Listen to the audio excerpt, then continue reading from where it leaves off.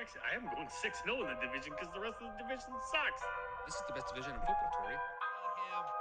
Take that step back. We are seeing the true quarterback that he really is, which he is not a very good quarterback. Welcome to the Man Now, where we taking over. It's time to give you them facts. Won't miss a game or two, cause we here for you and we reporting all of them stats. We coming to you live to keep you updated. Broadcast across the country, we the fan favorites. Break the volume to the max and don't nobody touch it. We crossing topics off the list, addressing every subject. So if you ain't got a clue, then you can tune in and give it 24 hours and we back again. Breaking news, new scoops, we the top dogs. From the fields to the courts, we report it all. Buzzer beat us through your speakers, we the ones to call. Trust us for the news if it's got a ball. Giving you the top stories cause we love the turf. Tell a friend to tune in and where you heard it first. Yeah, you're listening to the Man Now. We taking over, it's time to give you them stats. Hey, you listen to the Man Now. Miss a game or two cause we reporting all of them facts. Hey, you listen to the Man Now. We taking over, it's time to give you them facts. Turn the speakers up a little loud. Miss a game or two cause we reporting all of them stats. Cause you listen to the Man Hour. And what is up, Man Hour Nation? Michael Buckhouse here with the Man Hour. Be sure to head over to manhourradio.com.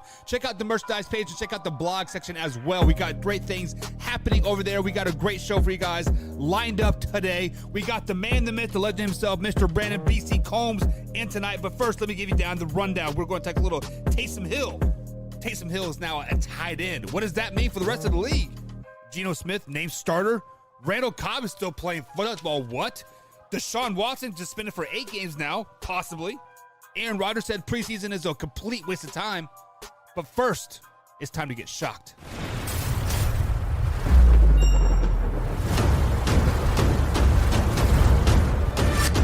MLB, they missed the boat on just about everything.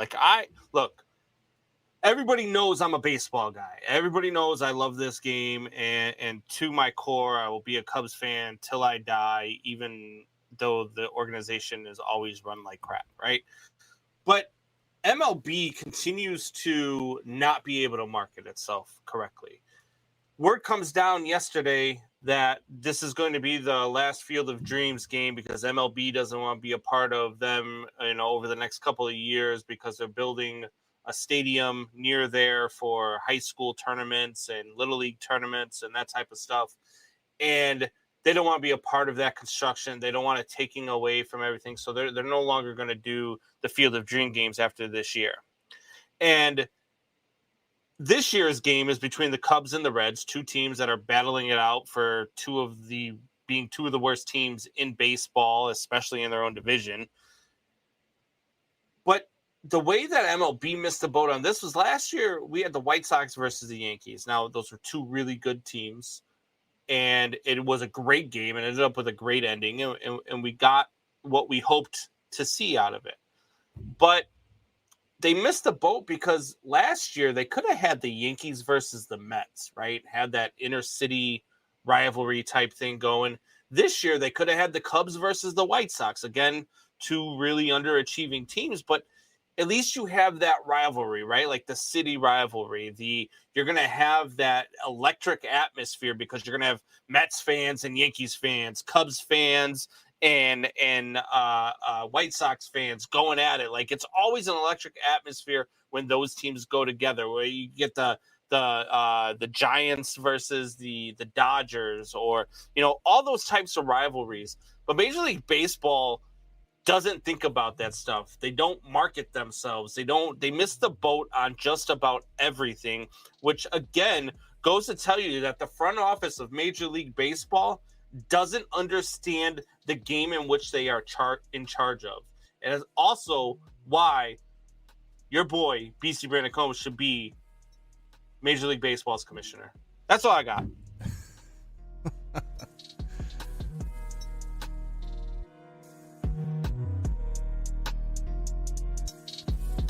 Alrighty, guys. So that is the man, the myth, the legend himself, BC Combs at @manhour_Combs on the old Twitter machine. Of course, you can follow me at @manhour_Buck as well. So BC, welcome to the show. This is your day two back. Your first Thursday show here. And normally BC on Thursdays here. We're going to do Way or No Way. But last night, Tori Anderson, the man, the myth, the legend himself, got a little long-winded. Imagine that. It must be a northern thing because Combs gets long-winded, Tory gets long-winded, and I always get cut off and get shit on. So like, it is what it is, but whatever. And I mean, it's kind of just who you are, right? What's that? It's kind of just because of who you are. Like, I mean, like it's just easy. You guys do not like the greatness that comes out of my mouth, which I totally understand. Joey says nothing but a black screen. I know because I don't have the. I need Beastie to make a shock news overlay. So that's your homework for tonight, Beastie, is make some overlays for us. And 1.40 is in the chat here. Haven't seen him in a little while. What's up, One Pride? He says Thibodeau has done absolutely nothing. Does that surprise you? I mean, I'm not trying to be mean, but I'm being mean. Like, does that surprise you? Like, let's just be honest about it. I mean, no. I understand Lions fans. So 1.40, you missed the Chicago Bear biggest fan ever right there. Beastie Combs saying that the Detroit Lions are going to be Super Bowl champions in 2024 last year. Those were the words coming out of his mouth. That's not what happened. That's Buck's. That's Buck's prediction every year. Not mine. Don't put that evil on me, Ricky Bobby. So this is not me. What exactly did you say then, Combs? I'm kind of confused because I definitely heard Super Bowl Detroit Lions with Jared Goff. I don't know what you heard. It might have been while you were sleeping and you were dreaming, because you always dream about the Lions while you're wearing your Lions footy pajamas. And my Speedo. And I love that. Yeah. I mean, then you wonder why your wife doesn't touch you at night. I mean, that would be why. I mean, so nobody touches a Lions fan. Right, One Pride? Wow. Shots fired off the brat. So, guys, if you are new here, just playing, subscribing to the YouTube channel, Combs, we are officially 200 people away from 2,000 subs. 200 people away. Hey, that, you know what? We get excited for stuff like that, but really that is for you guys right there, right? Because you guys share the content, you like the content, you comment on the content, and all of that helps us get to where we're getting to. 2,000 subscribers doesn't sound like a lot, to some people, but I can tell you right now, man, like I listen to some garbage stuff out there that has way more subscribers and way more likes. It's all a matter of getting out there and knowing, because I'm telling you right now, we come at you with fire. We come at you with facts. We don't have any political agenda. We don't have anything where we're going to come at you with some nonsense about, how people. I had a guy the other day telling me, he's on sports radio, does some work for ESPN, and I'm arguing with them through Facebook, and he tells me that Deshaun Watson doesn't have to be guilty because people's opinions say he's guilty. What? So he could be completely innocent, but because people's opinion think that he's guilty means he should be suspended for longer. And I'm like, well, that's stupid. That's like me being rich and famous, being a billionaire, having everything you could ever imagine, all the happiness in the world. Me and Michelle and Aubrey living our best life in like some big mansion and having so much fun. But because somebody says, oh, I think he's kind of a dick, then that means that I'm, have the worst life in the world just because people's opinions. Yeah. It's just stupid. Everybody's stupid. But no, I'm totally kidding. I got Aubrey over here in the background making faces at me. So she's like, "Stop sucking up to me! Stop!" Look at sucking now up to she's me. getting in the camera. Look at her. What is she trying to be on TV? Oh what shit! What are you trying to do? Hey, she's 13. Relax. She's 14. She's 13. Do not put that age on me, Ricky Bobby. Bye, guys. I know. Hey, Aubrey.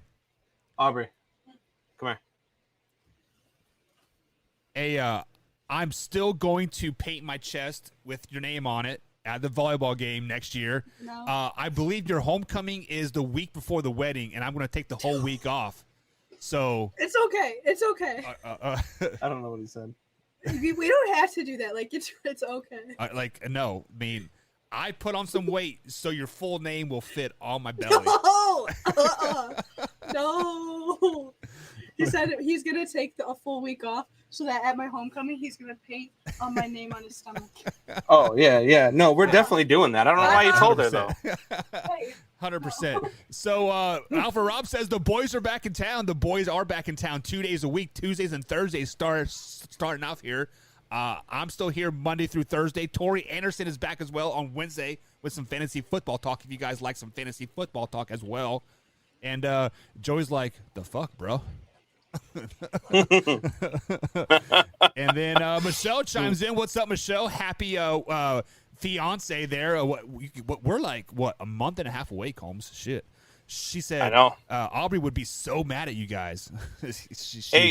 For all you guys in the chat, we've got I believe, if my numbers are correct, I believe we have 51 days till the wedding now. I could be a little bit wrong about that, but 51 days. So I all you guys out there in the chat, hit me up in my inbox. I got 51 days to figure a way out of this. 51. Hey, just kidding. Just joking. VIP press box tickets. That is all I'm going to say, Nana. Make him some waffles right now. And then Alpha Rob says Buck will do it. You are absolutely right. If you guys know anything about me, I have no shame whatsoever. I mean, I literally piss off my front porch into a busy street every night just because like that's what men do, right? And I wave at my neighbors like, "Hey, what's up, guys?" Right, neighbors don't even know what you're doing because they can't see it from that far away. Hey, I mean, I'm ginger. Like I totally get it. Michelle says, you are absolutely right. 51 days and you're single after that comment. Love it. All right, so guys, let's get into some sports talk here. So Combs, your team now, which is now the New Orleans Saints, they used to have a quarterback controversy with, Taysom Hill, Jameis Winston. Who is going to be that guy? And Taysom Hill was kind of like the jack of all trades, right? Well, now, Combs, he has officially been moved to tight end. He is now listed as the number one tight end for this New Orleans Saints moving forward. How big is this for the New Orleans Saints moving forward? Just because, for one, they don't have a quarter controversy anymore, and you get an athlete like Taysom Hill on the field repetitively. Yeah, I've said before that Taysom Hill is a great gimmick guy. Like, I don't think you should pin Taysom Hill down to just one position. For one, I don't think he's big enough to be a tight end. And I just think they were running out of places to put him. I mean, you have Michael Thomas, Jarvis Landry, and what's the kid they drafted out of Ohio State there, Olave. And so I think they were just running out of places to put him. Is he going to beat out? They have that kid Adam Troutman as well. Are they going to be able to beat them out? As I just watched frickin' Wilson Contreras tear his foot off of his body rounding second base. That is not looking good. But anyway, sorry about that. I don't think that Taysom Hill can beat out Adam Troutman to be the starting tight end. He's a gifted athlete. He's a great gimmick guy.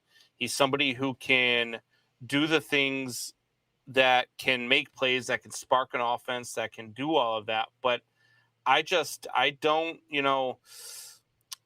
know if he's that guy. And so I don't know if this really makes one way or the other for him. I do think that him not being a quarterback is a good thing for the New Orleans Saints. You leave that up to Jameis Winston and Andy Dalton and even Ian Book to figure out.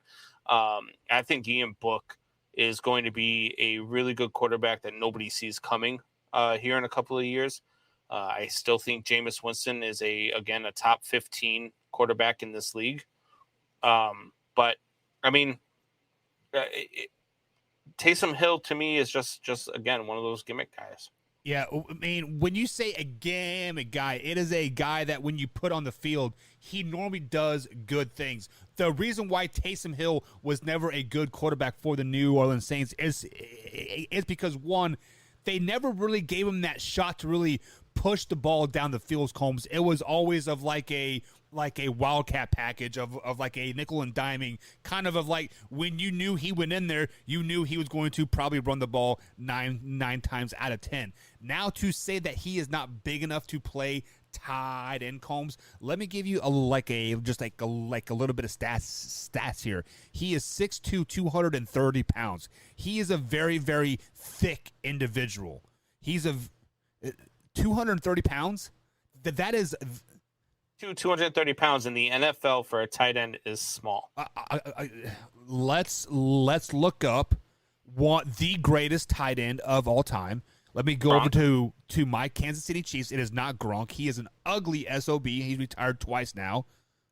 I'm saying that in just because of who is watching, and you know who I'm talking about. Michelle. I know.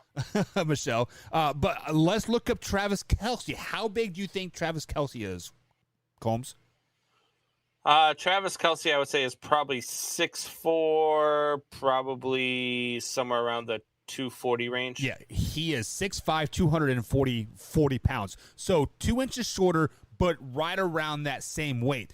But Taysom Hill has a lot more agility than Travis Kelce does. When you play tight end, you are going to get matched up on linebackers that necessarily aren't as gifted as, as cornerbacks in the secondary coverage there.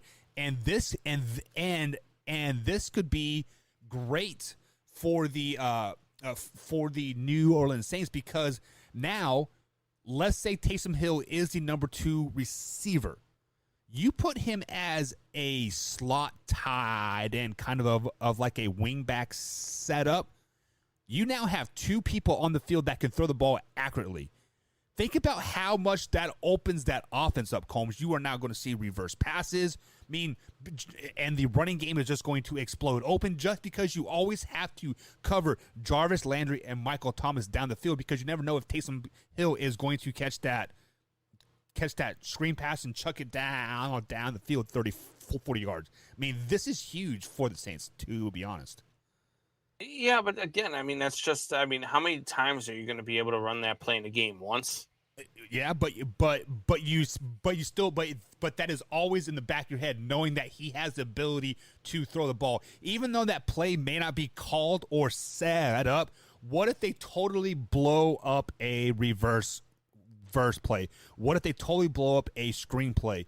Taysom Hill has the ability just to get up and chuck the ball down the field and just throw it out of bounds.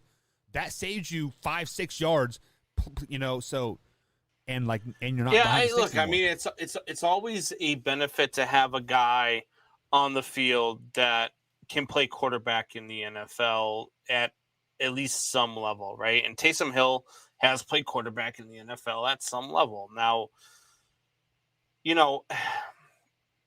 he's just you're not really afraid of Taysom Hill throwing the ball. Where you're afraid of Taysom Hill is running the ball, which to me would have made more sense to have him coming out of the backfield, making him maybe a fullback or a second halfback, running a 2 halfback set or something like that. I like for him to be a tight end. I don't. It's just a meh move for me. It's okay. We can agree to a disagree, but I think this move is going to help Jameis Winston and possibly put him back up in the top 10 quarterback conversation by week 7, week 8 for you moving forward. But with that being said, Alpha Rob brings up a great point. Can Taysom Hill take those hits as a tight end week after week after week? And I'm going to say yes. He looks like a tough son of a bitch. But again, he's small. You know what I mean? Right. If you get a linebacker like a Roquan Smith or somebody who's out there delivering hits week after week, who reads this screen pass and blows you up in the backfield, that might end his day, might end his year, might end his career. He's a smaller guy can he take a hit? Sure. I mean, he's an NFL player. Look, any NFL player on the roster, 53-man roster, that makes it has the ability to take a hit. Otherwise, you wouldn't be on a roster in the NFL on any team. But there are those guys who just, I mean, you have to have size. This is where size matters. Size matters in the NFL when you're taking hits like that. And so I don't know. I mean, even out of the backfield, I mean, you're going to take some punishing hits. A lot of the times you're running up through because for whatever reason in the NFL, we just run our running backs right into the line of scrimmage where everybody else is bunched up. But it's just one of those things. To me, Taysom Hill is a good gimmick guy, but he's just a mild threat to me. Like he's not the guy that I'm going to go in game planning my game around when I'm playing this New Orleans Saints. Yeah, you nailed that right there on the like just on the head. I agree with that 100%. Drew says, "What about he is a last resort quarterback?" I could see that in the end, but if you look at the quarterback room that the New Orleans Saints have right now, they have Jameis Winston, Andy Dalton, and they have a second-year quarterback in Ian Book. And I think they drafted a quarterback this year, KJ Costello, I think his name is. Yep. So in theory, you could carry two quarterbacks on your team and then add that extra depth as a lineman, as an extra receiver, or something to that effect. But if you're down to your third, fourth string quarterback anyways, you're kind of up six creek anyways, right, Holmes? Yeah, I mean, you get Costello from Mississippi State, a decent guy. I don't know what he's going to be as a quarterback yet. Wasn't very impressive, overly impressive at Mississippi State. But Mississippi State has a good program, right? So they've got somebody who can be there. Ian Book coming out of Notre Dame. I thought Ian Book coming into the draft, I thought he was a very underrated quarterback. I liked what I saw out of him at Notre Dame. I think that, again, in a couple of years, he's going to be one of those quarterbacks that's going to be vying for a starting position somewhere, even if it's not in New Orleans. And so, I don't think he's going to be an emergency quarterback. I think that they're done with the, quarterback, maybe here, maybe there. And I think that ended, when they changed head coaches and when they changed regimes there, because they don't seem like a gimmicky offense anymore. Right. So, I mean, only time will tell how Taysom Hill does in this New Orleans Saints offense. Will he be a gimmick guy, or are they simply just putting him as a tight end to fail, kind of what like the Jacksonville Jaguars did to Tim Tebow last season? Because I see Joey's there. He says his phone is about to die. So hopefully, Joey, your phone doesn't die, so you can join us back up here in a little bit. So, Combs, we have to address some of these comments before we get up here. Drew, our man Drew, being moderator over here at youtube.com/banner, he says, "Howdy, boys," and says, "It is great, all caps, having you back, Combs." Drew, I appreciate it, Drew. Man crush. I appreciate it. I missed being on the show while I was out. I mean, I'm not gonna lie. I love talking sports. It's a passion. It's something I enjoy. And trust me, there was a lot of times where people were talking about certain situations that were going on throughout the sports world. I was like, God, I can't wait to get back on the show so I can stop, because I was yelling at the TV, like, what are you talking about? Right. Why doesn't anybody tell the truth about this? Or why doesn't anybody tell the truth about that? And so, I'm happy to be back. I'm glad that you guys like it when I'm on the show. I'm glad that you guys like, the points and the aspect that I bring to the show. So I'm very happy to be back, Drew. It's good to be talking with you again. Yeah, and it's definitely nice having my friend back to where I can make him cry at least once a night. Like I'm very excited to have my friend back. I missed you, Combs. Like I kind of felt. Oh, lost. I thought you were talking to your cat. Oh no, Mick Lovins. So I saw a perfect meme today. It was shared by Nana.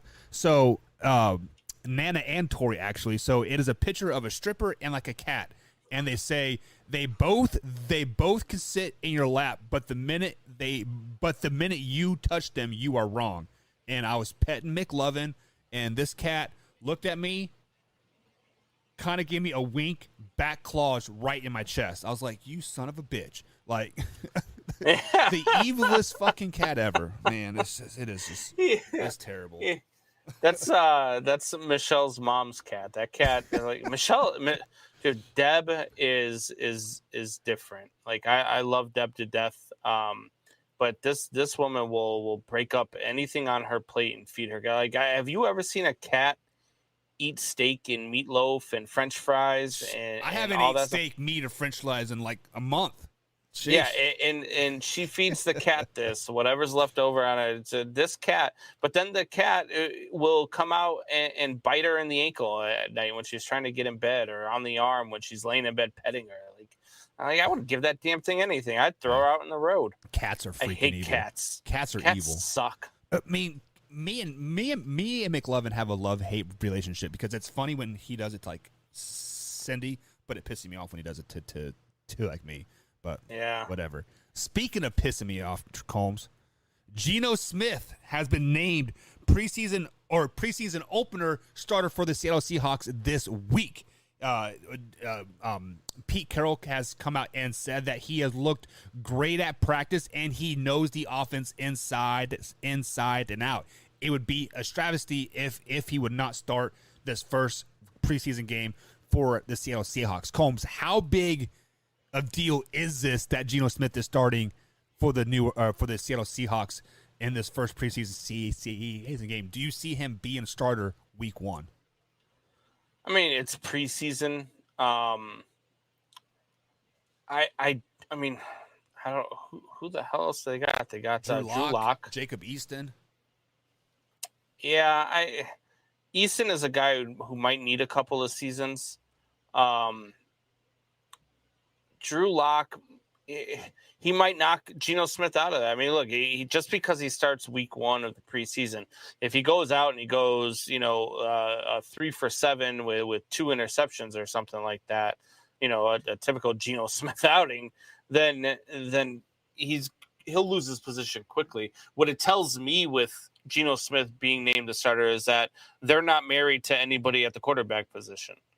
And that's what that tells me. They're not confident in any of the guys that they have, so they're just like, why not let this guy go? He was with us last year, so we'll give him the benefit of the doubt and let him go. So you are exactly right. You basically just took the words right out of my mouth. The Seattle Seahawks are not married to a quarterback right now. Why, Combs? Because their starting quarterback week 1 is not on their roster right now. Their starting quarterback is somewhere on the East Coast right now, Combs. And this particular guy, very, very, very well. He is from your neck of the woods. He led a C team to many, many wins. He led them to the playoffs just a couple years ago. Are you picking up what I'm putting down right now, Combs? Talking about Mitch Trubisky? I am talking about Mr. Trubisky. Mr. Trubisky is going to be the starter for the Seattle Seahawks by week 1 if he does not get the starting job for the Pittsburgh Steelers. Now, he is projected to be starter for the Pittsburgh Steelers, but I can see them wanting to clear house for Mason Rudolph or Kenny Pickett and kind of just clear out that dead weight because Mr. Trubisky is not performing in preseason right now. It is not dead wrong, Combs. Mr. Trubisky is a damn good quarterback. It's not dead wrong. I was with you, and I can see that scenario right up until you said Pittsburgh is making way for Pickett or Mason Rudolph. I actually think what's going to happen there is that Mason Rudolph is going to end up in San Francisco because they are going to go get Jimmy G. Okay. And then I can see your scenario where Mitch Trubisky ends up in Seattle. So let me ask you this. If Jimmy G goes to Pittsburgh, is he the long-term answer for the Pittsburgh Steelers, or is he a plug-and-play until Kenny Pickett is ready to play? Because I think the Pittsburgh Steelers are legitimately a quarterback away. They have a damn good defense. They have a pretty good running back, a pretty good receiver core as well. You put a Jimmy G on there, they're probably going to go to the AFC Championship game. Jimmy G is not a placeholder anywhere he goes right now. Performance this year will dictate, what he does in the future. But I can see Jimmy G eventually going down and being a backup. But right now, Jimmy G's the starter in this league. Jimmy G could be the starter for the Pittsburgh Steelers for the next 3 years, and then maybe Kenny Pickett's ready, and they flip Jimmy G or something. But Jimmy G is definitely the starting quarterback if he goes to the Pittsburgh Steelers. I mean, no doubt about it. This year, probably next year too. Yeah. And then hey, if he takes them to a Super Bowl, or hell, gets hot and wins the Super Bowl, and Kenny Pickett is still, performing and looking good, and he's the guy they drafted, and he's the guy they want to move forward with, you can then trade Jimmy G, or you could trade Pickett, and you can get draft picks, you can get stock, you can get, NFL ready players to come out and make a difference.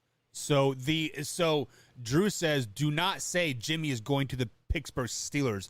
I think Drew picked up a new team in the offseason, so he's up to 13 teams that he roots for. But Jimmy G is a good quarterback. I don't understand why people consistently try to dog this guy. Like my man Jameson, he is a huge 49ers fan, and he hates Jimmy G for whatever reason, and I don't know why. Like, why do you hate the man? Like, he has done nothing but lead you to freaking championships. Like, what else do you want from the guy? It makes a ton of sense, right? Like, it makes a ton of sense for everybody involved. The Niners don't want Jimmy G. Jimmy G doesn't want to be in San Francisco anymore. Pittsburgh knows that they can't go with Mitch Trubisky. Mitch Trubisky is a guy who, like I said the other day, could be a backup in this league for 10 to 12 years, because he could be a viable backup, a guy who could win you a couple games when your quarterback goes down. So you send Mitch Trubisky or Mason Rudolph over to San Francisco to be a backup for Trey Lance. Trey Lance and Mitch Trubisky are capable of running the same type of offense. They both got wheels. They both can throw the ball. The problem with Mr. Trubisky is when he throws the ball, he throws it to the defenders. So I could see that scenario. I do see, and I've said this for weeks now, that I can see Jimmy G ending up in Pittsburgh, because they're not happy with what they're seeing from Mitch in the preseason either. Yeah. Also, I believe at one point I heard Jimmy G getting rumored to go to the Steelers before. I think it was the draft before they drafted Kenny Pickett, but I could be mistaken on that 100%. And Drew says you cannot put a cream puff quarterback on a roughneck team. Jimmy G is not a cream puff quarterback. Jimmy G has gotten a really raw deal in San Francisco. When they've been healthy, Jimmy G has led this team to the playoffs. When they've been healthy, Jimmy G has put up numbers. They've succeeded under Jimmy G. When they've been healthy, they've dealt with a lot of injuries in San Francisco over the last couple of years. I mean, a lot. What was it? 2020, it was like they had like 50-something injuries. Yep. They've only got a 53-man roster. They have 50 guys injured. Yeah. It was insane how many injuries they were dealing with. Last year they dealt with some key injuries at the wrong time. Remember, I believe they started out, they were like 7-1 or 8-1 or something like that. Like, this team, people forget this team was in the Super Bowl 3 years ago. Yep. So, look, Jimmy G is a very viable, very underrated quarterback. Yeah, and then also on the flip side of that, Drew says Jimmy is a good quarterback, not a argument, but he is too fragile to be on the Steelers. Let me ask you this question, Drew. Did the San Francisco 49ers have a offensive line to protect Jimmy G? That question is absolutely not. That is why he was consistently hurt, because he was getting his ass beat play after play after play. When Jimmy G is healthy, and I say when, because Drew says when is he healthy, every time he is healthy and plays a full 17-game season, he leads the 49ers not only to the playoffs, Combs, he leads them to the NFC Championship game. Like, he goes there year after year after year. You guys fail to understand, in the last 3 years, 2 of those years, they went to the NFC Championship game.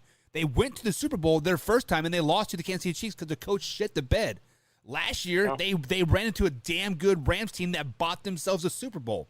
Like, 49er fans, like, what else do you want from Jimmy G? Like, that is my question. Like, yeah. He's gotten a real raw deal, and it's not even the fan base. It's not the fan base that's down on him. It is Kyle Shanahan that was down on him. So then they start using. Then they start because of the way that they're using them. They start using them, so they're not putting them in a position to succeed, and that's all fans see. Like fans aren't out there. The normal fan, right? There's fans like us who can look at a team and see logic and see, the business side of the game and see what's going on, where they're at, right? Like I felt like Mitch Trubisky didn't get a chance to succeed in Chicago, just like I felt like Justin Fields didn't have a chance to succeed last year. They were put in bad positions by the leadership, and it's the same thing in San Francisco. They haven't put him in a position to succeed, but he still succeeded. And then when they were hurt, yes, he was getting hurt too, but it's because he had no weapons and he was running for his life. Like that's why he was hurt. It put him on the Pittsburgh Steelers, and the Pittsburgh Steelers are a legit threat in the AFC this year. I would go as far to say that they are the threat in the AFC, just because we've seen the Buffalo Bills kind of take a step back during this training camp. They are almost too hungry to go play here. So before we jump into the next couple comments here, Drew, or Combs, before we move on to the next comment, let's jump into this couple of these comments. Drew says, Shanahan makes my skin crawl. Why? Because he led your team to the Super Bowl twice in 3 years? Is that Drew's team? What is Drew's team? Any team that isn't the Cowboys, the Vikings, and I think maybe the Giants. I don't know. And the Raiders. I think he hates the Raiders, I think he hates too. the Raiders. Joey said, I got my pizza. What kind of pizza did you get, Joey? I had Texas Roadhouse tonight. That was pretty good. What I had? I had Michelle made some delicious meal in the crock pot. It was like an Olive Garden recipe too. There we go. And man, it was so damn good. Like I told her I came home, right? I came home. Michelle had cookies in the oven. She made dinner. And then I was sitting on the couch and she brought out my plate. I stood up. I said, what do you want? There's just what is going on here? But no, that's what I have for that. But yeah, I'm interested to know what kind of pizza. I love pizza. Well, I can tell you what's going on, Combs, because 51 days, this will never happen again. She's getting her brownie points mixed up. She's just like, hey, look, for the next 51 days, it's just know what's happening after. Yeah, Joey says regular pepperoni from Domino's. Regular pepperoni from Domino's with garlic dipping sauce for your crust, fire, 100% fire. Any pizza from Domino's with the garlic dipping crust is phenomenal. But if you take that garlic dipping sauce out of it, it's the worst pizza you'll ever have in your life. it's so bad. It's not terrible. So bad. Oh, well, I guess it's better than Little Caesars. Whoa! You shut your horse mouth there. What? Little Caesars is $5 terrible. I've ever spent in my life. Terrible. Every Friday, Combs, I buy 2 pizzas from Little Caesars and destroy that bitch. You know what? You're coming to Chicago in about a month and a half. I'm gonna introduce you to what real pizza is. Talk about overrated pizza, Chicago deep dish. That's overrated pizza. The night of the rehearsal, we're gonna go have some good pizza. You want to talk about shots fired? Joey says anything in a crock box sucks. Ooh. You better, dude. Michelle will fight you. She ain't scared. Michelle will fight you. Yeah. I ain't even gotta have her back. She'll take care of herself. me and Joey are on the same page here. He says this guy needs to shut his little mouth about Little Caesars. Exactly right. Exactly right. Little Caesars is fucking fire. Fire. You guys, I once told Michelle's dad said how are you? How's it going? Things going with my baby girl? Are you treating her right? And I said, sir, your baby girl has anger issues and throws hands like an inmate. Things are just fine. Things are just fine. Things are just fine. And Michelle chimes in with a bunch of face emoji with the nauseated face. I think she's talking about pizza. We had Little Caesars at our nephew's birthday party last weekend. Yep. And I had the dipping sauce with it, the garlic dipping sauce with the pizza. And I ate half of a slice because I just couldn't do it anymore. It was so bad. It was so bad. Have you had their breadsticks? Phenomenal. The breadsticks are good. I do like the breadsticks at Little Caesars. Phenomenal. But that's about it. Domino's I can do because Domino's, I like their pasta bowls and I like their wings. The garlic Parmesan wings from Domino's are the best wings I've ever had in my life. It's all good. Drew says the screen froze. It must be the Omaha Wi-Fi connection up there. We're talking about pizza now. But speaking of pizza, Doug Peterson, Mr. New Coach himself for the Jacksonville Jaguars, Combsy, says that he plans on playing all of his starters Friday versus the Cleveland Browns in the first preseason game of the season. That includes Trevor Lawrence and Travis Etienne. Mm-hmm. Is this big news, no news, or are they just throwing some fluff out there? I think you're going to see a lot more of that in the NFL to come, right? Because correct me, they knocked down the amount of games they play in the preseason. I think there's still 3 games. But but it used to be 4. Right. Used to be 4. And I think you're going to see it a lot more, especially on teams that have young players or new offenses or anything. Like, I would not be surprised to see when the Bears play Kansas City this weekend, actually. When the Bears play Kansas City on Saturday night, I wouldn't be surprised to see the first team out there for the first half. I think that you're going to see Justin Fields. I think you're going to see David Montgomery. I think you're going to see the starting roster of the Chicago Bears out there against the Kansas City Chiefs. And so I think you're going to start seeing that a lot more. It's the new NFL. They don't hit each other in practice. They don't hit each other during workouts or OTAs or anything like that. So this is now going to be the only time to get that work in. And I know, we've got, the clown over there making $50 million a year in Green Bay saying, it's overrated and it does nothing. I kind of agree with him for a guy who's been around so long, but for young offenses and for offenses that have new coordinators and all that stuff, I think it's absolutely peril that they're out there for a little bit of time. It may be the first half of all 3 games. Yes.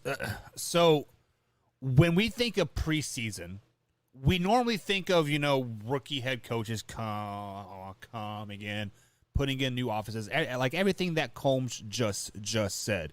Combs, correct me if I'm wrong. The Jacksonville Jaguars have been the worst NFL team the last 2 seasons. They've been the worst team in the NFL for a long time. Yeah. So your starters can probably play all preseason and still might lose those games. Travis Etienne did not play any of his rookie year at all. He needs to get those reps. He needs to get those game speed reps. Trevor Lawrence, Mr. Bust himself, needs to get those reps, needs to fix those mistakes. And the only way that like Doug Peterson and that coaching staff can fix those game speed mistakes is to play in a game speed. So this is why they're playing in this game, the first quarter, first half, three quarters, whatever it is, because Trevor Lawrence made mistakes last year that are very correctable mistakes. I sat here and I said it time and time again. He will be a bust of a quarterback if Urban Meyer is his coach, because I don't think Urban Meyer is a very good NFL coach. He cannot manage those egos quite too well. Hence, him kicking the kicker and having sex with strippers and all that crap. He just can't handle the pressure and the ego of the NFL. Doug Peterson, yes, I know he was fired as the Philadelphia Eagles head coach, but he is a good NFL head coach, Combs. For whatever reason, he has that connection with the players, and he is going to get the best out of Trevor Lawrence this season. It starts with preseason game week 1 on Friday night. Yeah, and I don't again, I have no problems with this. What's going to happen is if and when somebody gets hurt, during one of these preseason games playing this, they're going, why was he playing? Blah, blah, blah, blah. You can't manage out of fear. Yeah. Injuries are a part of the game. And if they get hurt, if they get injured, during this, it's not because they were, because they were playing in a preseason game. It's because they were in a situation where unfortunately they got injured. These are athletes that have the utmost, training and conditioning than any of us will ever get because of all of the stuff that they have access to. So it's not going to be because they're playing in the preseason. It's, does it suck that they got hurt in the preseason? Sure, but it would suck just as much if they got hurt week 1. How about this? Is it worse to get hurt in an actual preseason game or in training camp? Because we see players getting hurt in training camp that are out for the whole year. Do you guys realize that there are more so during the training camp atmosphere, right? Usually a team goes to said location a week before, and they scrimmage 3 or 4 times before the actual preseason game. So it may not be on TV. It may not be televised, but Trevor Lawrence and Travis Etienne and Christian Kirk and like all the boys, ones and ones are playing against each other before they actually get to the preseason game. Look at N'Keal Harry got injured on the first play of training camp on Saturday, and just had to have surgery on his ankle. Yeah, and he'll be out for they said undetermined Couple time, months. But he'll be out for the whole year, like 100%. Same thing with the Detroit Lions receiver, right? I mean that's the thing. Like, but you can't manage out of fear, and I say that at every level, not even like sports, like at life, like at your job, Buck, at my job. Yep. Like I can't manage out of fear, right? You know what I mean? And I say it all the time. It comes wintertime, we drive around job site to job site, and there's some snow on the ground. We can't just stop the guys from driving to the job sites, right? You still got to get the work done. Can't manage out of fear. Yes, there's a lot of what ifs. What if this happens? What if that happens?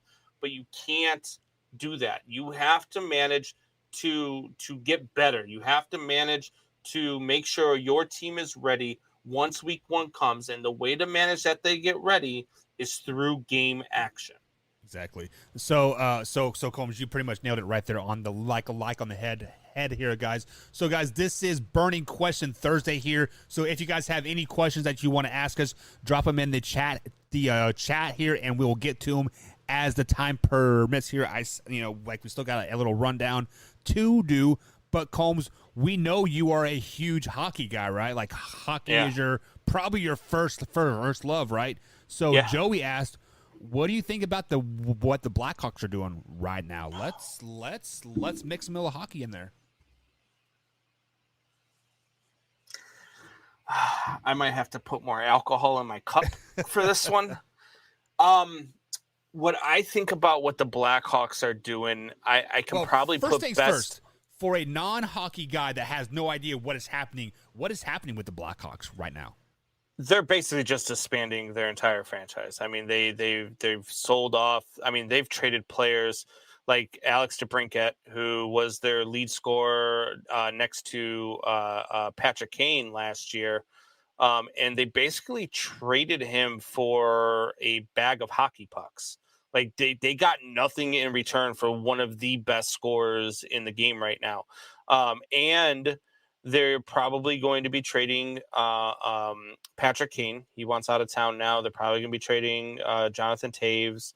Basically, their entire nucleus of the team is going to be gone. And Hawks fans are going to be forced to watch a terrible product. And look, the Hawks at least had that dynasty run, right? From 2010 to 2015, they won 3 Stanley Cups. They were one of the best teams in the sport. Even when they weren't winning cups, they were in the conference championships. They were so exciting to watch. And after years and years and years of battling through really bad hockey teams in this city, we finally got what we deserved in this city, which was a run of a dynasty. It's really, other than the Bulls in the 90s, it's the only other dynasty we've ever had in this city. to see it being run the way that it's being run right now is disheartening, right? Like, I kind of get it, but I would like to see Patrick Kane play the rest of his years as a Blackhawk. I mean, I would love to see him be a Blackhawk his entire career, but having him go to a team that's going to be a contender, which the Blackhawks clearly are not going to be for maybe even the remainder of his career, kind of shows respect to Patrick Kane. Hey, we're going to let you go at least compete for a cup because we're not going to be prepared to do that for the foreseeable future. It sucks for me for being a Blackhawks fan. It sucks for the fan base. It sucks for the city. And I said this the other night, is that the ownership in this town of all the major sports teams, not just the Blackhawks, but the Cubs, the White Sox, the Bulls, the Bears, they treat this city like it's a small market city. And it is absolutely not. There is no reason why the Blackhawks should be trying to cut salary. They fill that stadium even when they're not that good. And they make money hand over fist. They put butts in the seats, and we go out there and support our teams. And what do they do with the dollars that we spend on our team? They put it in their pockets, and they don't return the investment.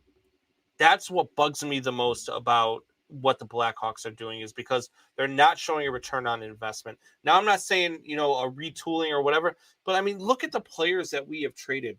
Artemi Panarin, who was on a really good New York Rangers team last year, who I thought had a chance to play for the Stanley Cup. Alex DeBrincat, you could put in there. We've let, goalie upon goalie, we've let them walk. It is mind-boggling to see what the Blackhawks have done over the last, say, 6 years to this franchise and letting young players walk, but not getting anything in return. You can trade players. You can trade talented players. That's fine. But you've got to get something in return for that. And they're just not seeing that, and that's what bugs me about what the Blackhawks are doing.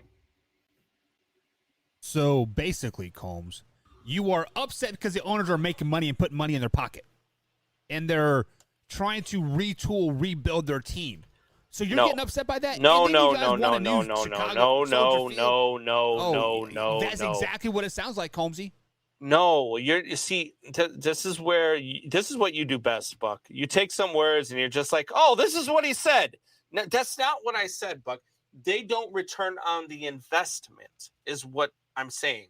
They make $3 billion and then spend $200,000 on players. Sounds like baseball to me. What's the difference?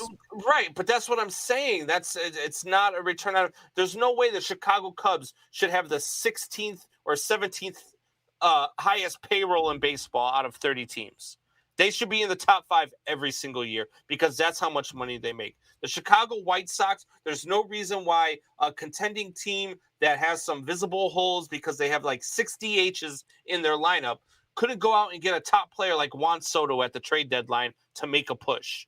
Didn't add any starting pitching to make a push. Didn't add any relief pitching to make a push because they don't spend money. They don't want to spend the money to get the good players, to get the players in that are needed to make a run. There's no reason why the Cubs should be rebuilding for the second time in less than 12 years. The Royals are. The Royals are also a small market team. We beat the Cubs this year. Kansas City is a small market city. That's a small market team. Chicago is not a small market. We've got more people in the city of Chicago, not just the state of Illinois, but the city of Chicago than Kansas City does and the state of Missouri does. Like, that's a small market team. Chicago is not a small market city. Chicago, New York, LA. Look at what the Dodgers have done in LA, right? Every single year, the Dodgers go out and they spend money in free agency. They have the best farm system. They do what it takes to be a contender and to win. Do they always win the World Series? No. Do I love it when they don't win the World Series because I hate that fan base? Yes, I do. But they are always contending. No matter what, they build the farm system, and then they bring in good players, and then they retool the farm system. That's what a good organization does. The Boston Red Sox run their system the same way. right? The New York Yankees run their system the same way. There's no reason why the fans in Chicago, and I'm not saying never have to go through a rebuild, but there's no reason why the Chicago Cubs should be rebuilding twice. And actually, it's in the last 10 years because our last rebuild was in 2012 that we had to suffer through 3 straight years of 100-loss seasons before we finally got good. But we were willing to take that because we had Theo Epstein and we knew what was coming. Now we don't even know what the hell they're doing with the team. Not trading guys at the deadline, hanging on to guys that could have brought you in, more stuff into your farm system, could have brought you major league ready talent. And now you're going to let them go as free agents and you're going to get draft picks. Well, draft picks in Major League Baseball don't come around for another 5 to 6 years when they're major league ready. So you're not even getting major league ready talent. So you're telling me for the next 5 to 6 years we're going to suck. And that is not a pill that we are ready to handle here in Chicago, and we should never have to handle that in Chicago. It should never be a thing. Well, just the one bright thing, Combs, you can hang on to 2016 for the next 27 years, and you'll be A-okay. I will hang out on to 2016 until the day I die because I'm going to have to because they'll never do it again. Right. So speaking of hanging on, the Cincinnati Bengals did not hang on in the Super Bowl as they ultimately lost the Super Bowl. But, Combs, the Cincinnati Bengals have plans to move Jamar Chase all over the field to give him the best matchups coming up into the 2022 season here. How big is this for Jamar Chase and the Cincinnati Bengals? I don't know. Like I love Jamar Chase. I really do. I like what they're doing in Cincinnati. I think Cincinnati is going to be good for a long time. I know you said you think that they're going to take a step back this year. When you've got players like this in Jamar Chase, I think you kind of want to protect them from themselves, right? Is he an athlete? Is he a supreme athlete? Absolutely. But do you want him out there doing things that, maybe he shouldn't be doing, maybe that don't deal with his position? No, I don't. I mean, to me, I would tone it down a little bit. I would keep him where he's best at, and where he's best at is catching footballs and gaining yards. Yeah. When I first heard that they are going to be moving Jamar Chase all over the field, the first thing that came to my mind was Deebo Samuel 2.0, like putting him in the backfield, doing all these reverses, and then you are going to basically get this guy hurt because Jamar Chase is no Deebo Samuel.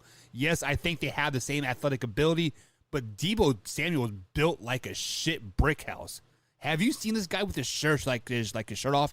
His abs have 6-pack abs. Like, he is just built different. Also, I want to clarify that when I say the Bengals will take a step back, aka they will not make the Super Bowl, that is taking a step back. So don't try to put words in my mouth there, Mr. Beastie Combs. I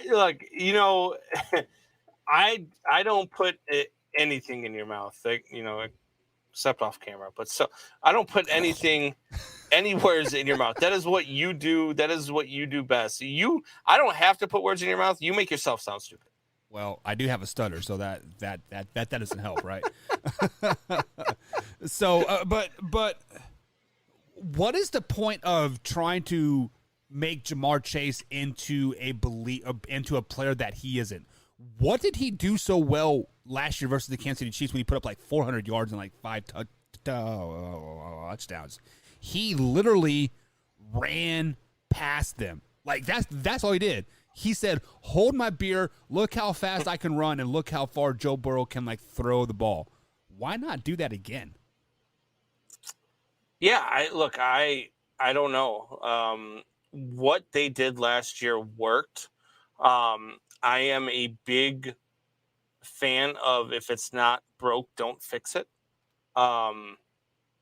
So I don't know why they're trying to do anything different. Like I don't understand what the end game is here. Maybe there's just some scheme to it. You know, again, I mean, I know you brought up Deebo Samuel, but we were just talking about Taysom Hill out in New Orleans, and this is what that reeks of to me, is just a gimmick guy, and that's not what you have here. You don't have a gimmick guy. You've got one of the top 5 wide receivers in the NFL, and I don't know why you would play around with that. Yeah, it just seems stupid to me. It seems like an injury waiting to happen. There are 3 spots where the Bengals cannot afford injury, and that is Joe Burrow, Jamar Chase, and anybody on the offensive line. So pretty much anybody on the offensive line, they cannot afford to get injured. Hold on. We need to go to the Iowa State Fair. For $10 at the Iowa State Fair, they have this thing called the finisher. It's a large baked potato. Okay. It's stuffed with chopped brisket, smoked pulled pork, Rib Shack's signature bacon brisket mac and cheese, gourmet barbecue sour cream, and garlic rub butter. For $10? For $10. Dude, I can't even get 3 tacos for $10. That's what I'm saying. We need to go to the Iowa State Fair. All right, guys, let's end the show. I'll be there in 8 hours, Combs. Yeah, I'm in. Let's do this. So, actually, I got I a couple if they things. deliver to Chicago or Louisville. That'd be cool too. Yeah.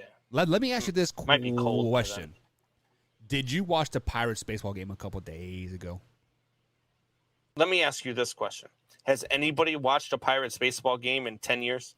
No. But I saw the All right, highlights. so then there's your answer. Did you see the guy slide into third base and his iPhone popped out of his pocket? Oh, you know what? I saw that come up on a highlight. Is that on not ESPN. illegal to have a phone in the dugout?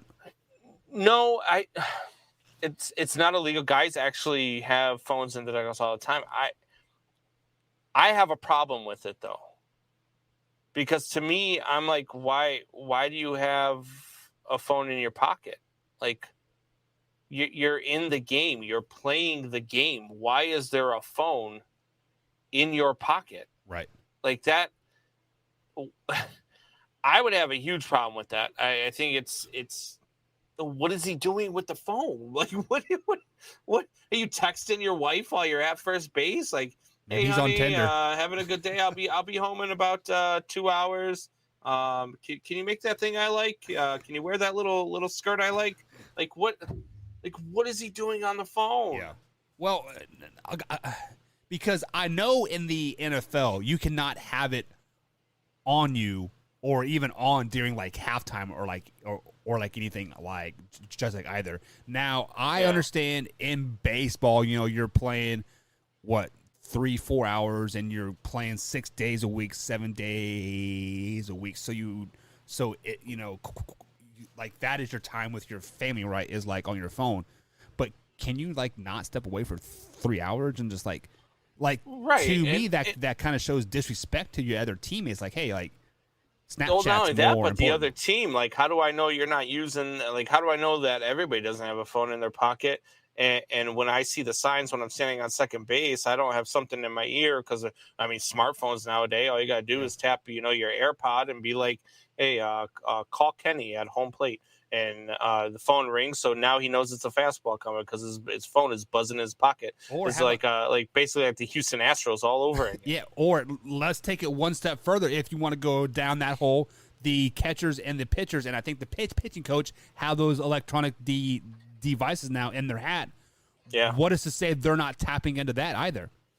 Right, and that's, I mean, if I'm the other team, I'm questioning it. I'm not happy about it. Quite frankly, I'm plunking him in his next at bat. I'm throwing at his head. Well, and it's funny because like the third base coach I'm joking. Do not throw at somebody's head. It's not okay. Just throw at his shoulder. He'll get it. Yeah. But like the third base coach was pissed off. He's like, "What the fuck is wrong with you, man?" And then the umpire's like, "Haha, like you dropped your phone like it wasn't a big deal." Yeah, he points right at it like, "Hey, stupid, your phone just fell out." Yeah, so it makes me wonder like how many times this has happened before, but we just never caught it on camera. What I'd like to know, like, was it the first inning and maybe he like came out to go stretch in something and he put it in his back pocket and then just forgot that it was in there? Possibility. Or was this like the seventh inning of the game and you know, I'm not for sure when it was. Yeah, that's what I'm gonna have to look into that and see when it was, because I mean that could be a possibility. I've done that, you know, of course I on a small level, but I've done it on the softball field. Right. Put my phone in my pocket or my keys in my back pocket after I get out of the truck and walk over to the field, and then I stretch and throw the ball around, and then I go and I slide, and all of a sudden I get a freaking key up my ass crack, like you know, you know, and then you remind yourself, oh hey, stupid, you got something in your back pocket, you know, but. If it's like the seventh inning of a game, I can't see a scenario where that would be okay in your own clubhouse or in the opposing clubhouse. Yeah, or just in general. Yeah. So speaking of being okay, this is a perfect transition into the big news of the NFL, and that is the Roger Goodell versus NFL versus Deshaun Watson versus the public opinion case that is happening right now. Obviously, Roger Goodell Combs says there is enough evidence out there to have a full-year ban for Deshaun Watson. Deshaun Watson, through the grapevine, through his lawyer, through his public person and Twitter and whatever else, said he would accept a 8-game suspension with a $5 million fine. First things first, to me, Combs, by Deshaun Watson saying that he would take an 8-game suspension, is that passively, aggressively admitting that you've done something wrong? That was my first reaction to it too. Like, oh, Deshaun, what are you doing? But at the same time, I think that Deshaun's lawyers probably came to him and said, hey, look, the NFL usually doesn't lose these things. So why don't we make them an offer? And look, again, you heard my side of the Deshaun Watson thing. I think that this is a guy who has had no real evidence brought against him other than accusations. And he now has not only missed 17 games. I mean, you know, granted, he sat out last year and he still got paid for it or whatever the case is. But 17 games and now 6 or 8 or even another 17, I just think is a lot for a guy who's had nothing but accusations, like no proof, no nothing. And then, you know, I'm arguing with this guy on Facebook again, like he's, you know, worked for ESPN. He's now doing a radio show out in Tampa Bay. And I'm talking to him and he's just like, keeps coming back at me saying that, you know, the court of public opinion, it doesn't matter if he did it or not. And I'm like, to me, that's the stupidest thing I've ever heard in my life. Like, what do you mean it doesn't matter? Why does somebody's opinion matter more than the truth? And he's like, well, if you did this in your job, would you be able to keep your job? And I'm like, I mean, I would like to think that if I get accused of something, my boss would allow me the opportunity to defend myself. And then if you know, we go to a trial or whatever, or we go to a grand jury, or even if it doesn't even go that far, even if he's just investigating it and he can't find any real evidence other than accusations, that he's not going to be like, well, you know what, you've done a great job for us, but hey, we're going to have to let you go because somebody said you did something bad, even though you say you didn't, and we have no real evidence to suggest that you did. And that's where I have the problem with the suspension. But Deshaun Watson willing to plead this down and be like, look, I know you want a full year. They only gave me 6 games. What do I get? Because to me, if I'm Deshaun Watson, I'm going the other way. I'm saying, look, I'll settle at 4 games. I mean, the stuff that I was accused of, you keep saying is heinous and in the court of public opinion, it looks really bad. I had a female judge in which I had no defense tell me I was only worth 6 games. Right. You know what I mean? So like, I don't know. I don't get it. I mean, you know, we could put it up against other suspensions. You put it up against, you know, Ray Lewis again, 0 games, body in the back of his trunk. You know, then you look at, a similar case, right? Ben Roethlisberger, 2 rape allegations, proof against him, 4 games. Yep. Right. And then, I'm told that doesn't matter because now they're going to put their foot down and they're going to show that now the integrity of the game is this or is that. No, your integrity of the game was lost when you said that all of this other stuff was okay, but now you're going to come down on a guy that has no evidence against him. That to me doesn't suggest integrity of the game. That to me suggests that you feel like you could do whatever you want whenever you want. And the NFL has proved that time and time again. They suspended Terrell Pryor for getting tattoos in college. Yeah, in college, which just makes zero sense to me. But you know what I mean? Yeah, so but Adrian Peterson could go and beat his 3-year-old kid bloody in the genitalia and not get suspended. Well, and win a league MVP that particular year as well. But with that being said, Combs, like our guys here, Wayne G and Soup Boss, had a very healthy discussion in one of our posts. I believe it was Wednesday. I think they had a very healthy discussion, and like I didn't know. Quite understand how a grand jury worked, but I didn't know that basically the state or whoever is prosecuting basically presents all of the evidence and there's no defense lawyers there at all. They're just simply saying this is what he did, this is the evidence, and out of 30 cases there wasn't one concrete, just a little bit of concrete proof of like evidence in two grand juries there. So when Deshaun Watson basically started to pay off these people, it wasn't because of he was guilty. It was because of the criminal aspect of it. It was because the criminal charge. Basically, from what Wayne G said, is you can be criminally charged and basically not be guilty, but then you will still have to pay fees and fines and like all that other stuff. So this was basically kind of like, hey, let's just settle just out of court and we're good to go. Wipe your hands of it and move on. Now, on the other side of that coin, when we see this, say, hey, I will take 8 games. I am paying these people off. And then my lawyer comes out and says, happy endings aren't against the law. This tells me, Combs, that Deshaun Watson is starting to realize, hey, maybe I did do something wrong. Maybe there is some type of guilt here. And he is trying to basically cover it up before it gets too out of hand. Where Deshaun Watson was wrong was he was in his hotel room alone with 27 different call girls. That's basically what this tells me. Is like, hey, look, I know it looks bad because I had call girls in my room. Now they're saying they were massage therapists and are accusing me of other stuff. But I was wrong. It's like when a husband, gets caught with a hooker in a raid, right? He goes back to his wife. He's like, look, I get it. I was with a hooker, I'm sorry. But I didn't do the other things that they're trying to say that I did.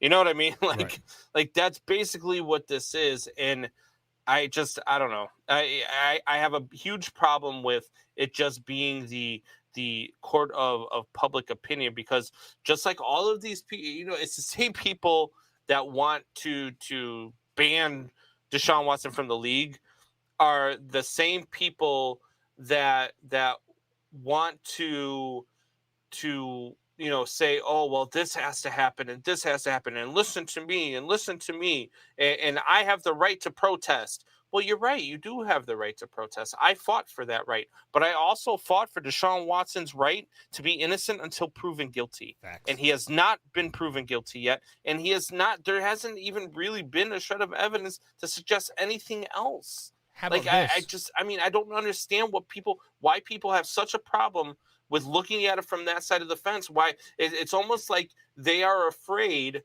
to be wrong about it. Like they're afraid, like I can't defend Deshaun Watson because if I'm wrong, then I'm going to look like a horrible person.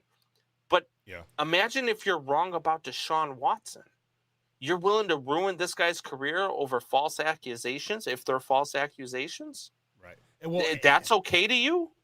And then on the flip side of the coin, let's take those same people that you are talking about. Let's take it down this real rabbit hole, and let's talk about this vid. These are the same people that said everybody needs to get a vaccine because it is the right thing to do, yada yada yada. And then these are the same people saying my body, my choice. Well, where was that energy when the COVID was around?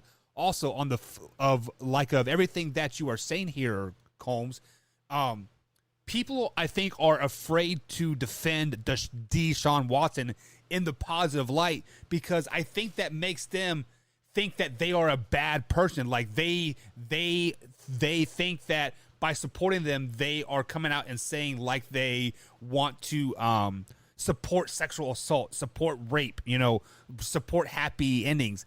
That's not it. I support justice system. I support innocent until proven guilty. I support saying everything doesn't add up.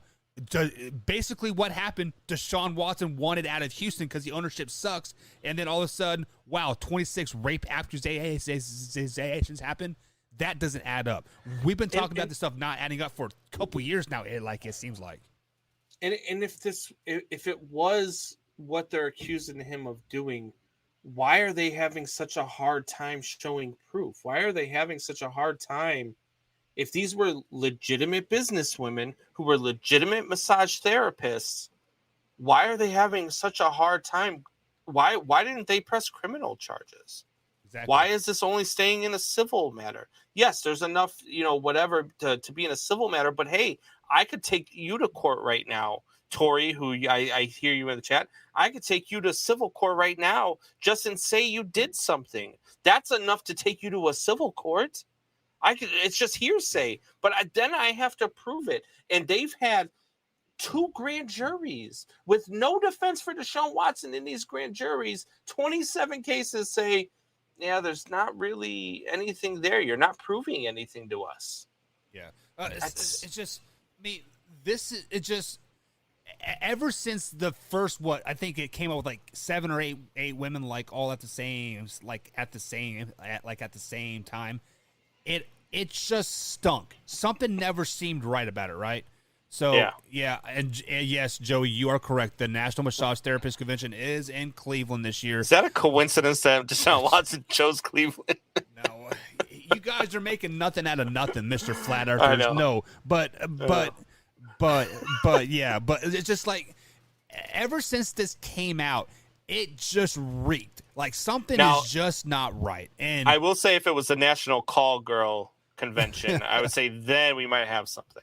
So Drew says he better have all those civil cases taken care of before the accepts a position. Otherwise, they can get him again. He has paid every one of those civil suits except for I think like one, and because the last girl was just being a complete bitch. Like, I need more money. And people will sit there and tell you, oh, well, he paid these off. Why would he pay him off if he's not guilty?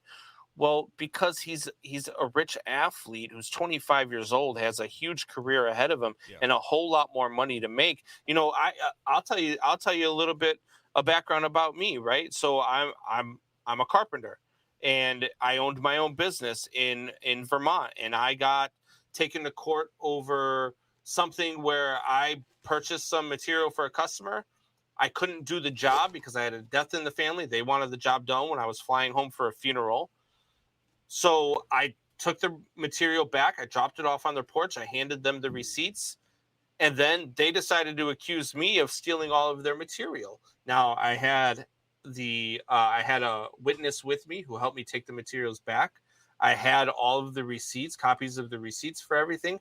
But it was 3 years later when they decided to take me back to court, and I was living halfway across the country by then. And it would have cost me over $4,000 for flight back, for hotel rooms, for all of the other stuff that I have to do to be away for weeks, plus all the money I'm gonna be losing from work in that time frame. Or it would have cost me $2,400 to pay these people and just get it to go away. it was more beneficial and it was cheaper for me to pay them to get it to go away than it was for me to actually go through all of the bull crap I was going to have to go through, even though I knew I was innocent, even though I had proof that I was innocent. It was just cheaper for me to make that go away. Yeah. So that's where Deshaun Watson's at. It's cheaper for him to just pay these girls off. He pays them off. It's pennies on the dollar to him.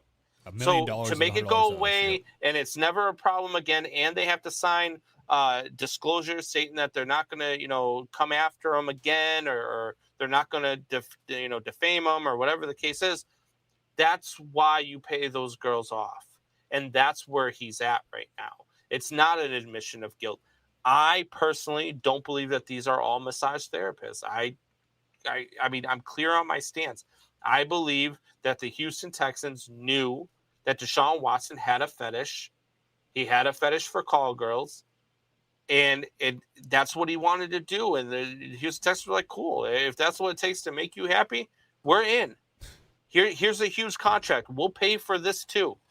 Okay? And then Deshaun Watson was like, I really don't like the way you're running this organization. I want out. They're like, oh, really? Watch this. Hey, girls. Hold my beer. Let's go. Instead of holding my cock, hold my beer. Happened. And it's not like I'm not.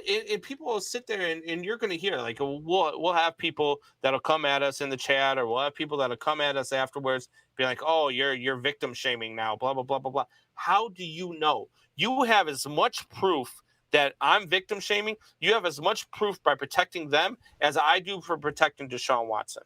Right? But I'm using my logic and my common sense. You're using your logic and your common sense, and we're at an impasse. It's okay to disagree. I could disagree with Tori. I could disagree with Wyatt. I could disagree with you. I could disagree with anybody out there, and I still respect them because that's their opinion. That's what they believe. Okay, cool. That's what you believe. That's what you believe. But until something is proven, I'm not going to change my opinion of it. So let me ask you this question before we wrap up the show tonight. I'm getting my allergies are starting to kick back up, so I'm gonna start sneezing like a crazy man here.